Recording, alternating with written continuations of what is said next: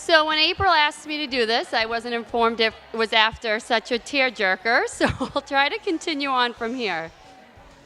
But good evening. I am in front of you tonight to introduce to you the 2019 AGC Hope Award recipient, my husband, James Cullen. I know this may be different or new to honor a male for this award, but infertility truly is a journey that both people in a relationship go through together. Jimmy has supported me through our 8-year journey, which has included 6 miscarriages, 4 IUIs, 6 IVFs, 4 surgeries, and now so proud to say, raising our 3 children, Declan, Carter, and Jolene.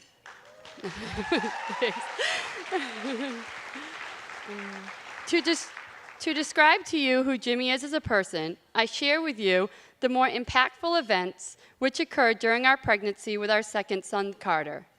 At 18 weeks pregnant, our son Carter was diagnosed in utero with a cardiac condition called tetralogy of Fallot. At the appointment where we went over the diagnosis, we were asked on more than one occasion if you choose to continue on with the pregnancy. I couldn't even fathom such a thing, so I looked away and ignored the incomprehensible statement. But as for my husband, he looked that doctor straight in the eye and said, "Let's get this straight. We are continuing with this pregnancy. You do not have to ask this again." Jimmy knew what we both wanted, and we fought for 5 years at that point, and he certainly was not going to let one moment and one diagnosis take this dream away from us. That's him. He is direct and to the point, and even stronger when it comes to our family. On February 23rd, 2017, our son arrived, and at 4 weeks old, underwent open heart surgery, and has since had 5 additional surgeries, and his 6th one occurring this coming Monday.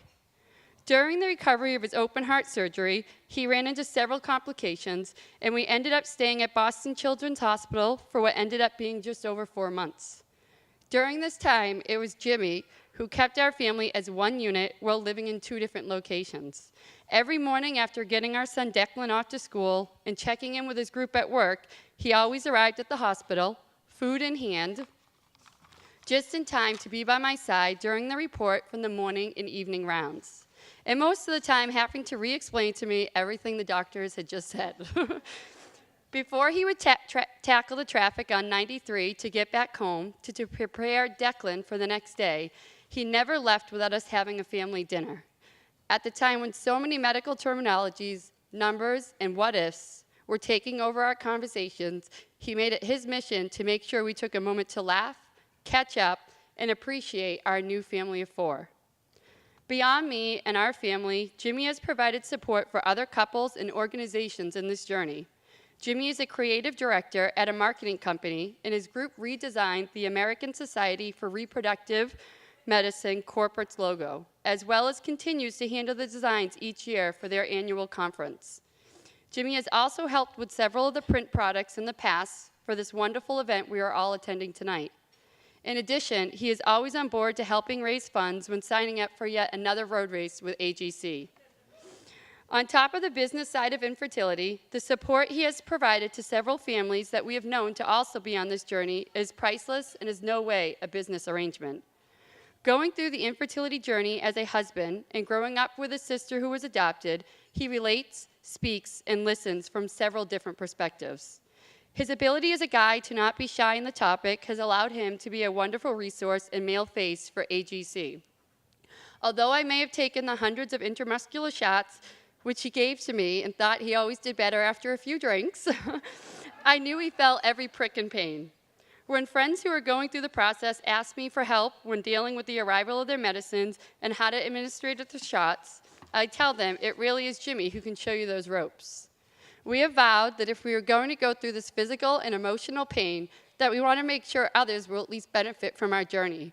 AGC and my husband's true compassion has provided us the platform to stay true to this promise.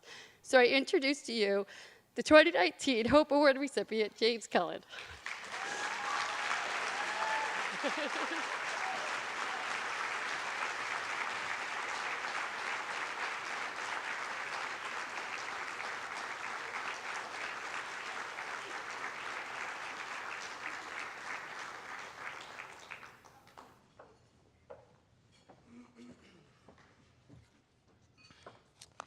Wow.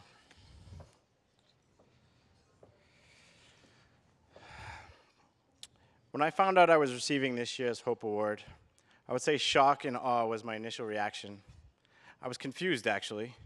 I mean, this was the Angry Girls Club, so how was this possible? I had to be completely honest with you. For the last few years, I've come to this gala, I've participated in the charity events, and I've helped out with the invitations, really in support of my wife and her angry friends, of course. These women in this room have done so much for my wife and my family that I always felt like I owed it to you all. But as this really sunk in, I became extremely humbled to think that I was chosen to tell our story and to be able to represent the male side of this crazy world of infertility. My journey with infertility actually started on the day I was born. You could say, in some respects, that it saved my mother's life and gave me a sister. When my mother was in her early 20s, she decided she would devote her life to God and become a nun. Years later, she started to feel that this wasn't the path she was meant to take. After some time of prayer, she finally came to the decision that she would leave the convent. As she departed, she was still torn about her choice and was hoping for a sign that she was doing the right thing. A few more years went by, and she met this charming young street rat from the other side of Dorchester. They fell in love, they got married. Quickly, they found out they were pregnant and they were having a baby boy. As the day came for my arrival, they ran into some serious complications and had to rush to an emergency C-section. During the procedure, the doctor found something else that wasn't quite right. They saw that my mother had developed early stages of ovarian cancer. This would have taken years to present itself, but luckily, they found it early, and they were able to remove it immediately. I tell this story now not only to brag about my mother and how brave she is, but also because how much it's impacted me through the years. As you can imagine, the surgery to remove the cancer left my mother without the ability to produce to have more children. And this was always my plan, my parents' plan, sorry. So they went the adoption route. We welcomed my sister Kimberly Mary into our family 5 years later, and looking back at the life our family has had, it's easy to see that my mom made the right choice and that she did get her sign. My dealings with infertility continued years after I met my wife. Our first date was in the summer of 2008. I noticed a Chinese symbol she had tattooed on her foot, and I asked her what it meant.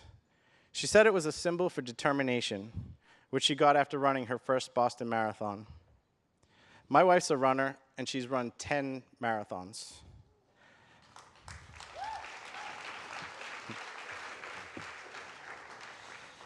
Now, I feel like there's something inbred with runners, that when they run in marathons, their body's breaking down, they're exhausted, and the end goal seems just so far away. She would prove to me this determination in the years to come as we took on the challenge of building our family. My wife is the strongest person I know. There's no question. Her strength is not only mental, but also physical. At the time, I had no idea the meaning of that tattoo, how much it defined my future wife, but I would soon find out. We found out we were pregnant not too long after we were married. Everything was going exactly as planned. Looking back, we were very naive. I'll never forget the first day we went in for our ultrasound. We were so happy. I took off work, and we went into the clinic hand in hand. We were about 8 weeks pregnant at that time. I was definitely the inquisitive husband that was asking the tech all sorts of questions. And I remember thinking that she was pretty rude. She wasn't making our experience a friendly one. She was really talking quick, giving me answers, and basically blowing me off, saying the doctor would talk to us after. The doctor had a heavy look on her face as she came in to talk to us. They told us that the baby was alive and that there was a heartbeat, but it wasn't very strong. They told us that we needed to come back in a week, but that we should expect a miscarriage any day. We walked out of that office completely crushed. But of course, we were also like, screw them, this place sucks. So we moved on to another clinic, but we still battled for 4 weeks of 4 terrible ultrasounds. Each time walking in, hoping for a change, some miracle, increase of heartbeat, but that never happened. Once the heartbeat finally stopped, we were given a pill to assist in the process of a miscarriage. They told us it would take a few days, but to expect a rough weekend. So we loaded up with Tylenol, adult diapers, lots of Gatorade, and scheduled a weekend with Netflix. This was a bad weekend. The next week, Lori had a follow-up appointment. I was heading out of town for work that day, so it was supposed to be just a follow-up appointment. So Lori assured me to go ahead. What else could possibly go wrong? I remember getting a phone call right after my plane landed. Lori was a complete mess. At the follow-up appointment, her doctor found what he thought was a blood clot. He asked her if she was okay with him removing it right there. Little did either of them know that it was not a blood clot. In fact, it was actually the fetus that had never passed. If you can picture this, my wife up in the stirrups, without painkillers, fully awake, without sedation, white-knuckling the whole procedure by herself. The doctor put the remains on the jar, on the counter right in front of her. He exited the room and sent her on her way. You couldn't imagine the feeling of helplessness I had as she told me the story while my plane navigated to the gate. This was our baby number 1. 4 months later, we put that behind us and we pushed on for another try. Unfortunately, things ended in a similar path, which resulted in another weekend with a pill and some more Netflix. This time, there was no way I would miss Lori's follow-up appointment. Don't you know, once again, the doctor came across some remains and asked if he could remove them right there. This time, I held her hand, and I felt the squeeze of what I could only imagine her hand needed while she was going through this terrible experience by herself the first time. To this day, I will never forget the strength of that squeeze. This was baby number 2. Okay, it's really quiet. So I'm not going to go into every single loss we've had. Don't worry, this would take all night, and I don't think I could emotionally get through every single one of those stories. But within the process of every cycle, each IVF protocol that somehow trusted me to stick a large needle into my wife's butt every single night, somehow we managed to stay strong together. The deeper we got, however, the more I could see the stress of the process taking its toll. I could see it on her face. We've all seen those Snicker commercials, right? The one where Joe Pesci is acting all sorts of agitated and someone gives him a Snickers bar, right? And all of a sudden he's just hanging out with his friends and he's a normal guy. Well, this is my wife when she needs to go for a run. Whenever she's acting like Joe Pesci, I politely suggest to her, why don't you go for a run? And no fail, she comes back relaxed, ready to take on whatever it is that's bothering her. But when dealing with infertility, we were paranoid about doing anything physical that could affect us making a baby. That running release that she needed was no longer an option. I could see she was struggling with a lot, and it was bottling up inside her. She was surrounded by all our friends, spitting out babies left and right, all the baby showers, all the christenings she went to with a smile on her face, all while she took on the guilt of her body failing her and what she thought was failing us. No matter how much I would tell her it's not her fault and that we'd get through this, she was never able to get that release. Not until she discovered the AGC group 7 years ago. You were all my answer to giving her a Snickers. Whenever she was stressing about what was going on or if she was questioning our process, I knew I didn't have the answers for her. I would say, why don't you go online and ask your friends? Every time she did, she would come back to me and tell me so many stories of couples dealing with similar issues that they already looked into solutions for.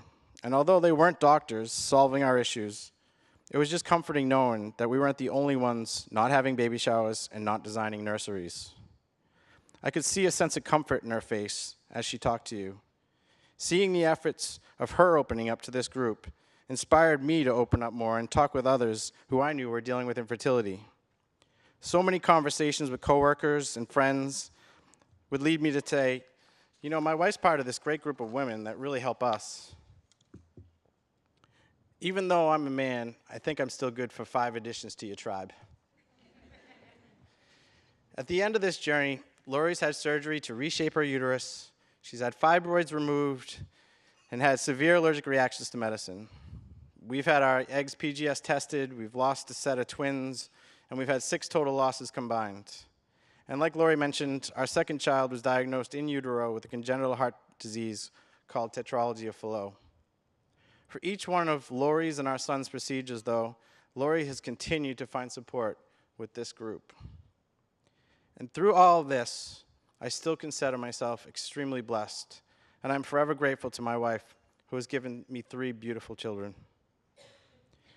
I'm blessed to have the parents I have, the amazing and determined wife by my side, and I'll speak for her when I say we are truly blessed to be surrounded by the amazing people in this room, especially thanks to you, April, who has supported us throughout this journey. Thank you so much for this honor. I share this award with my wife because we all know that not one person can go through this journey alone. Thank you.